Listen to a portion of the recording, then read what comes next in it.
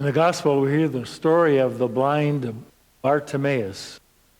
And I suggest that we are like Bartimaeus in two ways. The first way is that we can be blind. Now, I know most of us can see fairly well, at least well enough. I'm not talking about physical sight. I'm talking about the inner sight or insight. And we can be blind when it comes to insight into other people, into life, into situations. One example would be that we can be blind to, we cannot see the viewpoint of another person. And when they don't agree with us and they express their opinion, we either say to ourselves or to somebody else, "What an unwise person," otherwise known as an idiot. "You idiot, how can you be so dumb?" And it's just beyond imagination. An example would be like, let's take the issue of gun control.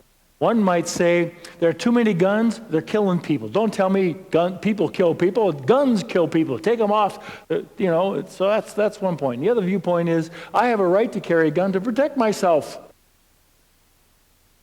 And each one calls the other one dumb, an idiot. Just don't see their point of view.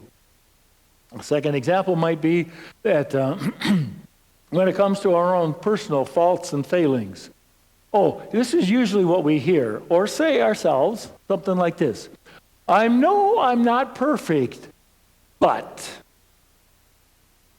Let's go back to the first example.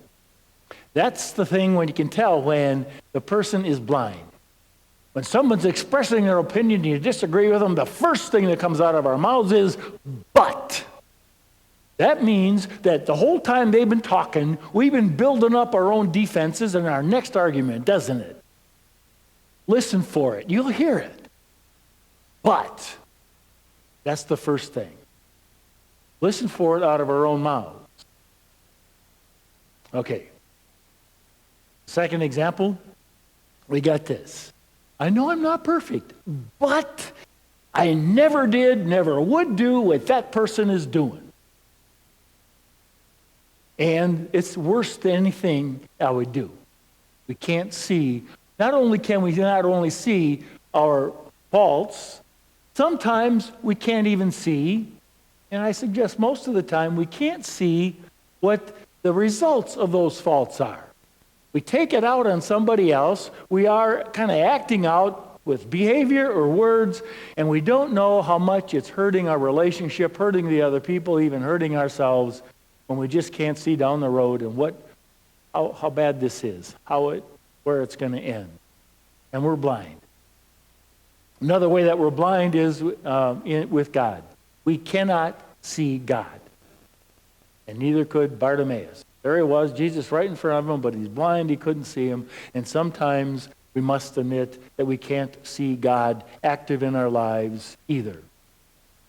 I mean, God is a spirit, so of course we can't see him. But we can't see how he's answering our prayers. We don't even know that he's hearing us. We can't see him present in our midst in people who might be coming to us to help. We just can't see it, and it's we feel like we're abandoned by God. Just like Bartimaeus, we can't see God. We can't see that all the good that we have comes from God. I did it myself. It's all mine. We can't see it belongs to God. Okay, that's one way that we are like Bartimaeus. The second way we can be similar to Bartimaeus in this.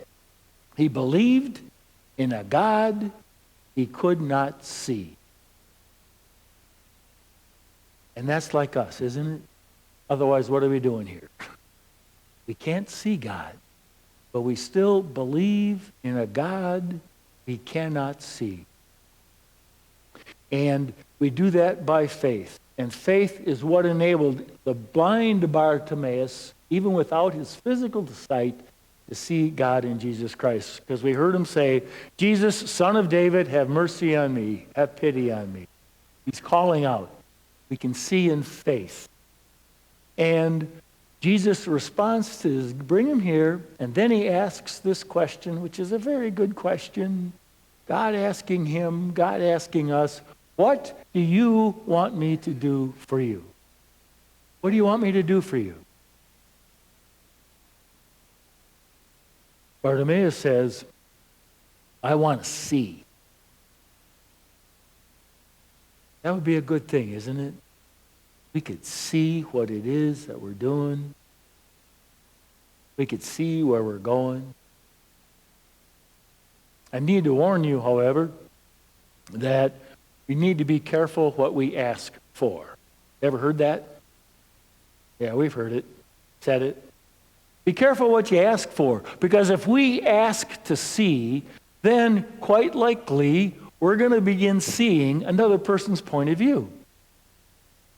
And we will seek it out. What is your point of view? Where are you coming from? That's the most important thing, I think. What's at the basis of it all? And let's take the thing about gun control, all right? Where are they coming from? The first person who wants the guns off the street is he wants to be safe and he wants other people to be safe. The person who says, I need a gun, I need to have the right to have a gun. Why? Because I want to feel safe. Oh, okay. Now we all have a place to start. We're starting with safety. We want to feel safe and secure in our own society. Maybe we can have a civil conversation, as difficult as that is these days, have a civil conversation with one another because we all want to be safe, and we're only arguing the way to do it. An example where our eyes, when we begin to see, we might need to listen to somebody else and find out what's at the basis, where they're coming from.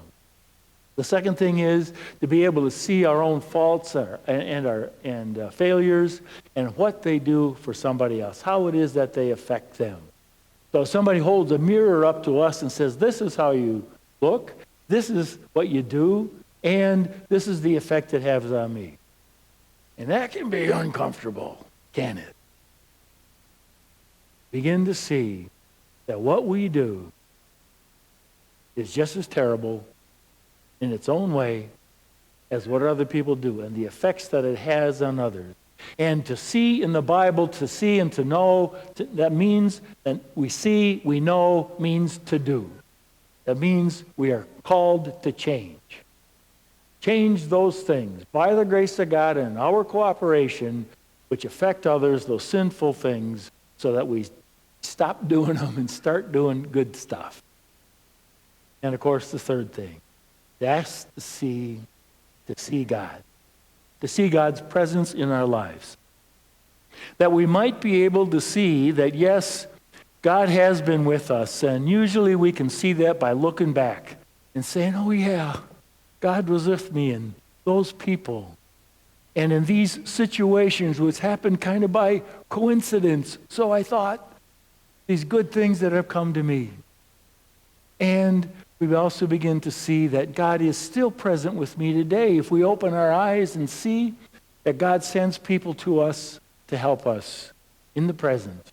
They show up. People we know, sometimes people we don't know. Sometimes we hear a really Christian song on the radio and just kind of hits us right there. It's like, yeah, I see God present with me. I do. And also to say that I now begin to see and to believe that all good things come from God. They all do. It's all God's gift. All my talents, all that I have, everything comes from God. And to see that all God wants is a portion of that returned to Him. That's it. Have a portion of that returned to God. Of our time, our talent, and our treasure. If we can see the goodness of the God, then we are called to see that we are called to share part of what He has given us, a just part, back with Him through what we give. So, in doing that, I preached that when I was preaching stewardship in my previous parish one year. A few weeks later, this guy Zeke comes up and says,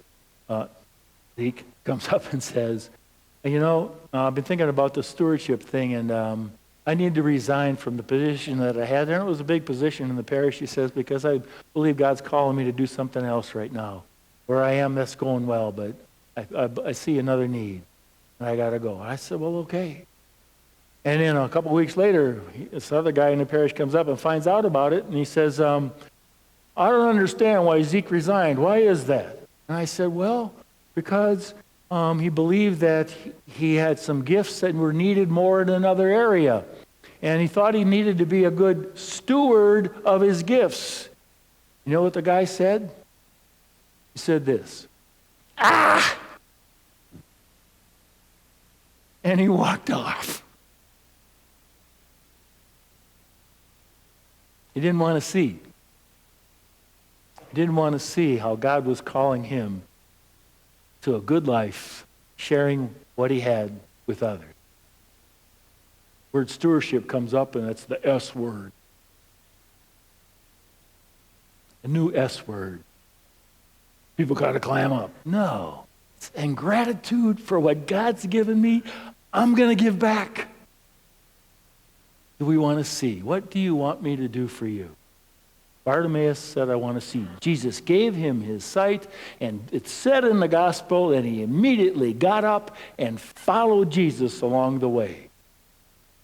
When we get our sight improved, we will do the same. We will get up and follow Jesus along the way.